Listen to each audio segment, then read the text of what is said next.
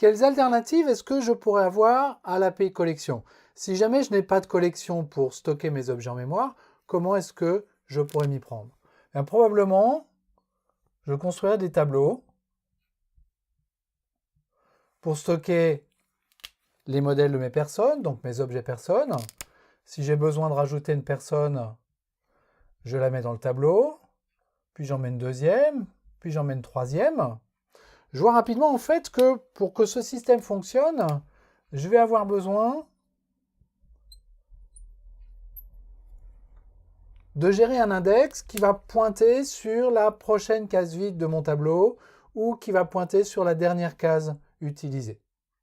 Et puis, si jamais j'arrive à saturer mon tableau, comme ça, il va me falloir également un mécanisme, si je veux continuer à rajouter des éléments, eh bien, qui va me permettre de copier ce tableau dans un tableau plus grand, de façon à faire de la place. Mais ce n'est pas tout à fait tout. Si jamais je supprime des éléments de mon tableau, je vais créer des trous dedans, et ces trous, il va falloir que je les gère également. Est-ce que je décide de récupérer la place? Auquel cas, quelque part, il faut que je stocke l'information que j'ai créé des trous, peut-être en déplaçant cet index, ou bien est-ce que j'accepte d'avoir des trous et donc de la mémoire qui est perdue puisque je ne vais faire qu'ajouter des éléments à la fin de mon tableau. Donc, le premier problème qu'il faut que je gère, c'est la gestion de cet index. Le deuxième problème, c'est la saturation de ce tableau et donc avoir une stratégie pour élargir ce tableau. Et puis le troisième problème, c'est l'effacement des objets et qui me mène à la création de trous dans mon tableau.